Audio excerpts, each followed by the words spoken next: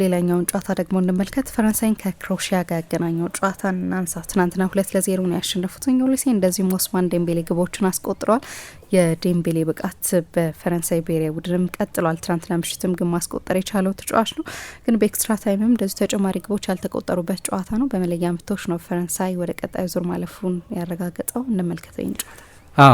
በመጠኑ ናንሳው ይህንን ጨዋታም በስታድ ደ ፍራንስ ርዕሰ ከተማዋ በሀገሪቱ ብሔራዊ ስቴዲየም በኤፍኤፍኤፍ ስቴዲየም በትሪፕል ኤፍ ስቴዲየም የተደረገ ጨዋታ ነው። ስፕሊት ላይ 2-0 ነበር የተሸነፈው። ትላንትና 2-0 አሸንፈው በመለያ ምቶች ድል አድርጎ ነው ለግማሽ ፍጻሜ የበቃው። ኦሊቪዬ ዢሩ የተሸኘበት ነበር። አድምቀው የሸኙት ኦሊቪዬ ዢሩን የሌብለ የፈረንሳይ ብሔራዊ ቡድን የምንጊዜም ከፍተኛ ጎል አስቆጣሪ ነው። አሁን በሎስ አንጀለስ ጋላክሲ ነው እየተጫወተ ያለው። አሰልጣኝ ዲሾ በላይናፕ በኩል እንዲህ አይነት ደፋር ላይናፕ ሲጠቀም ብዙ አላየንም። እንደምታውቂው በጥንቃቄ እግር ኳሱ ተቾች ያሉበት ነው እኔን ጨምሮ። የትላንትና የመጀመሪያ አሰላለፉን ካየሽ ግን 4-2-4 ነው ልንል የምንችለው። 4-2-3-1 ብለሽ ግን ለ4-2-4 የሚቀርብ ይመስለኛል የተጫዋቾቹን ፕሮፋይል ካየሽ። ምክንያቱም ምባፔን፣ ኦሊሴን፣ ዴምቤሌን፣ ባርኮላን አንድ ላይ ነው የተጠቀሙ። 4 የማጥቃት ተጫዋቾች ናቸው። ሁለቱ ደግሞ ምባፔና ዴምቤሌ 2025 ከገባ በኋላ በአምስቱ ትልልቅ የአውሮፓ ሊጎች በርካታ ጎሎችን ያስቆጠሩት የማጥቃት ተጫዋቾች ናቸው። ባርኮላ ግሩም ሲዝን ነው እያሳለፈ ያለው። ማይክል ኦሊሴም እንደዚሁ። የአማካይ ስፍራ ላይ ለውጦች አድርገዋል። ማቴዎ ገንዶዚ አይነቶቹን ተጫዋቾች ወደ ተጠባባቂ ወንበር ያወረዱ። ማኑ ኮኔ ነው ከኦሬሊዮን ሹዋሜኒ ጋር የተጣመረው። በቀደም ጥሩ ያልተጫወተው የሊቨርፑሉን ኢብራሂማ ኮናቴን ወደ ተጠባባቂ ወንበር አወርደው ዳዮ ኡፓሜካኖ የተጠቀሙት። ኡፓሜካኖን በቀደምም ከረፍት በኋላ ቀይረው አስገብቶት ነበር አሰልጣኝ ዲዲዬ ዴሾ። ስቴዲየም ውስጥ የነበረው ድባብ ያው ትልቅም ከምባክ ያስፈልጋቸው ስለነበር 2-0 ስለነበር የተሸነፉት። ምሳሌ ፖርቱጋል ከነበረበት በላይ ከፍ ያለ ጫና ነበረበት። ከ2-0 እና ከ1-0 መመረስ የተለያዩ ስለሆኑ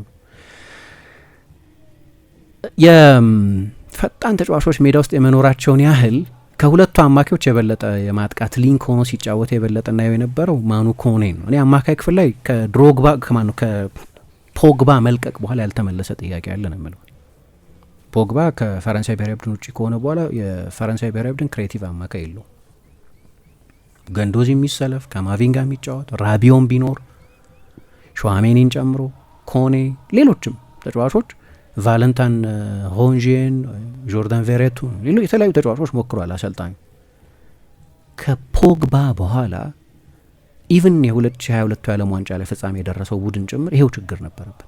በቂ የሊንክ አማካይ የለውም። ሁለቱን ዲፓርትመንቶች የሚያገናኝ ከፊት ያሉትን የማጥቃት ተጫዋቾች ደግሞ ከኋላ ያሉትን። ለምሳሌ ምባፔ ትላንት በጣም ጥሩ ተጫዋች፣ ሁለቱም ጎሎች የመጀመሪያው ጎል ሲቆጠር እሱ ጥፋት የተሰራ ኦሊሴ ያስቆጠረው ጎል፣ ሁለተኛው ዴምቤሌ ያስቆጠረው ጎል ሲቆጠርም ኦሊሴ ነው የመጨረሻውን ኳስ የሰጠው፣ ግን ማጥቃት ውስጥ ተሳትፏል።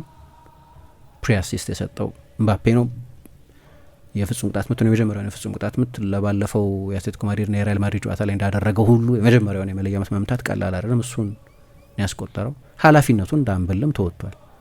ግን 7 ጨዋታ ሆኖታል ጎል ካስቆጠረ ለፈረንሳይ ብሔራዊ ቡድን። በምባፔ የፈረንሳይ ብሔራዊ ቡድን ታሪክ ረጅም ጊዜ ጎል ሳያስቆጠር የሄደበት ጊዜ አሁን ቆይቷል። ለፈረንሳይ ብሔራዊ ቡድን ካስቆጠረ ግን ለምሳሌ 2018 የዓለም ዋንጫ ላይ ምባፔ አእምሯችን ላይ የሚመጣው እነዚያ ፈጣን አደገኛ ሩጫዎቹ ናቸው አይደል? ወደ ስፔስ ከአርጀንቲና ጋር ይሁን ከሌሎቹ ጨዋታዎች ግን ፓሶቹ ይመጡ የነበሩት ከማን ነው?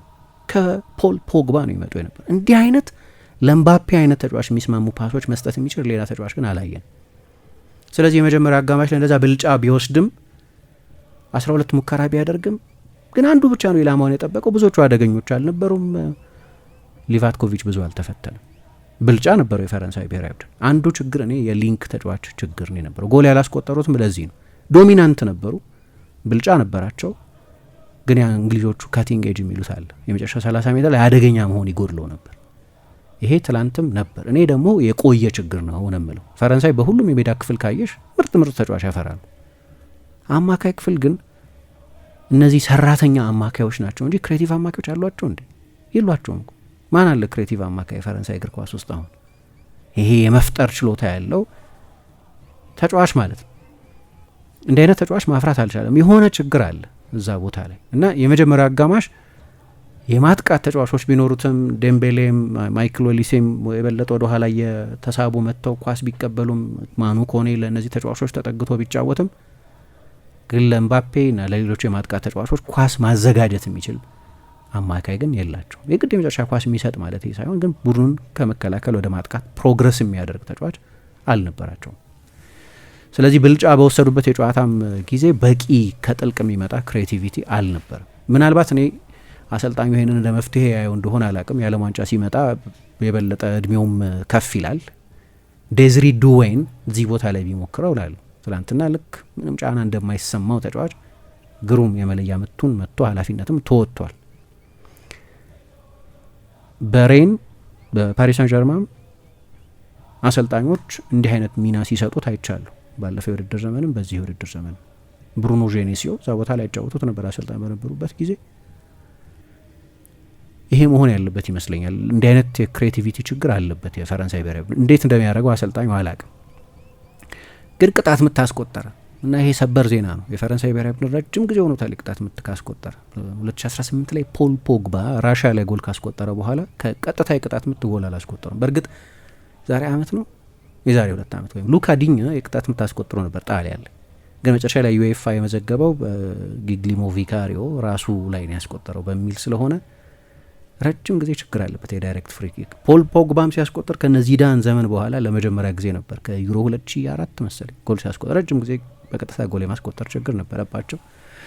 በጨዋታው ላይ ለእኔ በጣም ድንቅ የነበረው በድጋሚ ማይክል ኦሊሴ ነው። ምባፔም ጥሩ ተጫውቷል። ዴምቤሌ ምሳ እንዳነሳሹ ጎል አስቆጥሯል። ያንን የክለብ ፎርም ወደ ኢንተርናሽናል እግር ኳስ መውሰድ ችሏል። ማይክ ሜኞ 2 የመለያ ምቶችን አድኗል። ግን ማይክል ኦሊሴ እስካሁን ድረስ የክሪስታል ፓላስ ብቃቱን የባየር ሚኒክ ብቃቱን በፈረንሳይ ብሔራዊ ቡድን በሰማያዊ መለያ መድገም አልቻለም ነበር። ትላንትና 2 ጎሎች ላይ በቀጥታ መሳተፉ ብቻ ሳይሆን ሌኪፕም ጨዋታው ካለቀ በኋላ ከሁሉም የፈረንሳይ ተጫዋቾች ትልቁን ማርክ የሰጠው ለማይክል ኦሊሴ ነው። ወደ መሀል ስቦ ተጠቅሞበታል። ታስታውሺ እንደሆነ በኦሊምፒክ ቲየሪ ኦንሪ እንደ ፈጣሪ አማካይ እንደ 10 ቁጥር ትላንትናም ብዙ ሴንትራል ቦታዎች ላይ ሲገኝ እናየው ነበር። ይሄ ሊሆን ይችላል አንደኛው መፍትሄ እንግዲህ ዴዝሪ ዱዌይ ወይ እሱ አሰልጣኙ እኔ በሆነ ምክንያት የሊጋ ምርጥ ተጫዋቾችን የመጥራት ፍላጎት የለውም። አንድ እንደው ግድ ካላለበት በስተቀር የሆነ ቦታ ላይ አይጠራም ከሊጋ። ለምሳሌ እናስታውሳቸው በጣም አሪፍ ክሬቲቭ ተጫዋቾች በሊጋ ብቅ ሲሉ አይጠራቸውም። እኔ እዛ ቦታ ላይ ቡድኑ ካለበት እጥረት አንጻር ሊጠሩ ይገባቸው ነበር ብዬ የማስባቸውን ተጫዋቾች አንድ እንደ መለኪያ የሚያየው የቻምፒየንስ ሊግ ፉትቦል የመጫወት ፕሪሬኩዚት አሉ። አንድ ተጫዋች ቻምፒየንስ ሊግ መጫወት አለ ብሎ የሚያምን ይመስላል። ግድ ካላለው በስተቀር አይጠራም ከሊግ የቻምፒየንስ ሊግ ስብስብ ውስጥ የማይገኝን ተጫዋች። ግን በአመታቱ ለምሳሌ ቴጂ ሳቫኜ የሚባል አንድ ምትሃተኛ ተጫዋች አለ ለረጅም ጊዜ በላቀ አሁን እንኳን አልፎታል። ግን ለኦሊምፒክ ብቻ ነው የጠሩት 2020 ኦሊምፒክ ላይ እሱም አሰልጣኙ ዴሾ አልነበረም።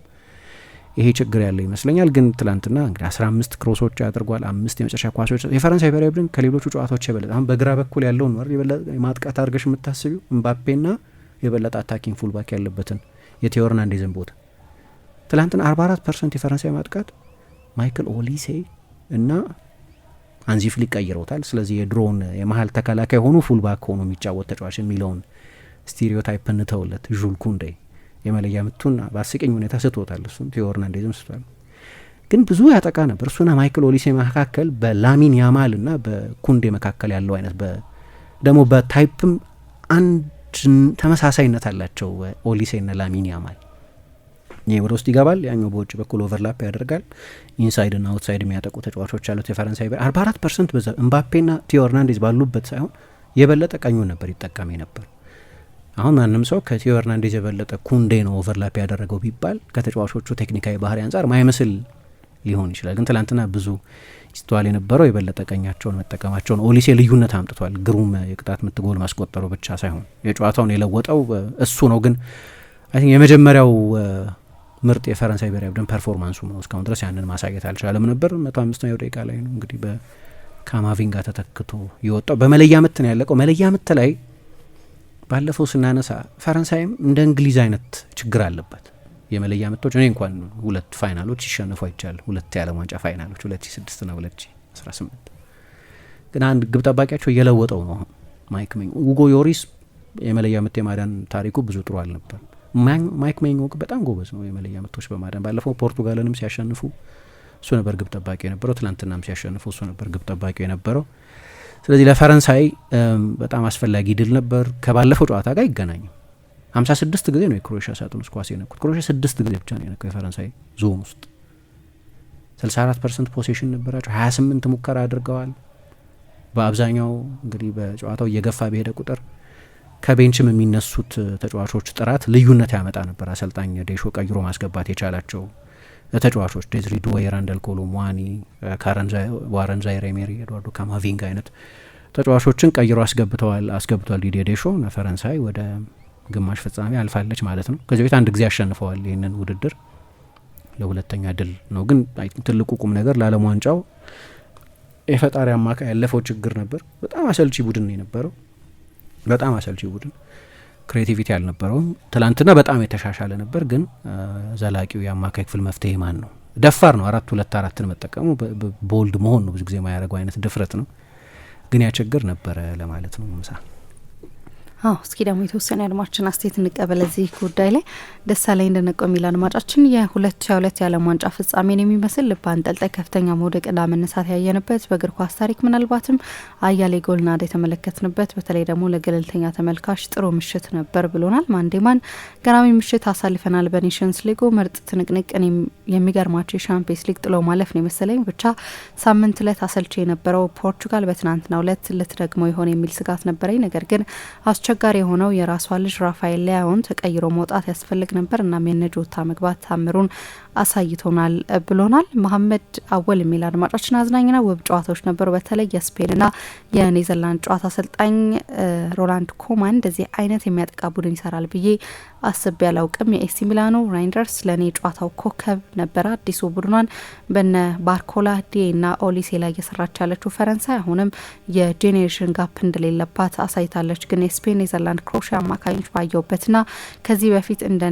ካንቴ ፖግባ ራቢዮት ብሔራዊ ቡድኑ ሲጫወቱ ባየውበት አማካኝ ክፍሉ ላይ ጥያቄ አለኝ። ለምሳሌ ማታ በሪያል ማድሪድ አቋሙ መውረድ እየታማ ያለው እና ከሞንቼክላድባ ወደ ሮማ ከተዘዋወረ በኋላ ብቃቱን ድጋሚ ማግኘት ያልቻለው ማኖ ኮኔን አሰልፎ ሲያጫውት ሳይ አማካኝ ክፍሉ ላይ በቂ ተጫዋች እንደሌላቸው ተረድቻለሁ። እኔ የገረመኝ ዩናይትድ፣ ሲቲ፣ አርሰናል፣ ቼልሲ፣ ሊቨርፑል አፍንጫቸው ስር ያለውን ኦሊሴ እንዲህ ብቃት እያለው እያወቁ አለማስፈረማቸው ገርሞኛል፣ ያውም በ50 ሚሊዮን ፓውንድ ብቻ ብሎናል ማመድ። ዮናሲር ጋር ትናንትና ደስ የሚል የኳስ ምሽት ነበር። የሊግ ጨዋታዎች የሚያስንቁ ጨዋታዎች ነበሩ ብል ማጋነን አይሆንብኝም። ፖርቹጋል በትሪንካው ልዩ ብቃት ታግዛ እንደምንም አልፋለች። ዲያዝና በርናንዶ ግን ለሀገራቸው ሲሆን ለምን እንደዚህ እንደሚወርዱ አይገባኝም። ቡድኖች ትናንትናም የፖርቹጋል ወሳኝ ሰሞኑን አሳይቷል። ዴንማርክ እንደ ቡድን አሪፍ ቡድን ነው። በዓለም ዋንጫም እንግሊዝን ሲፈትን አይተናል። የስፔንና ሆላንድ ግን የሚገርም ጨዋታ ነበረ ባላየውም ብሎናል። የመጨረሻ አስተያየት እንቀበል። ብርሽ ተስፋ የአውሮፓ ማህበር ኔሽንስ ሊግን ከመሰረተ ትንሽ አመታት አስቆጥሯል። ነገር ግን ሊስበኝ አልቻለም። ተጫዋቾች ላይ ከፍተኛ ጫና የሚያሳድር ፕሮግራም ነው ብለናለች። እናመሰግናለን አድማጮቻችን። አሁንም ከኛ ጋር እንድትቆዩ ነው የምንጋብዛችሁ። መሸጋገሪያ እንስማና ደግሞ ወደ ሌላ ጉዳያችን እናልፋለን።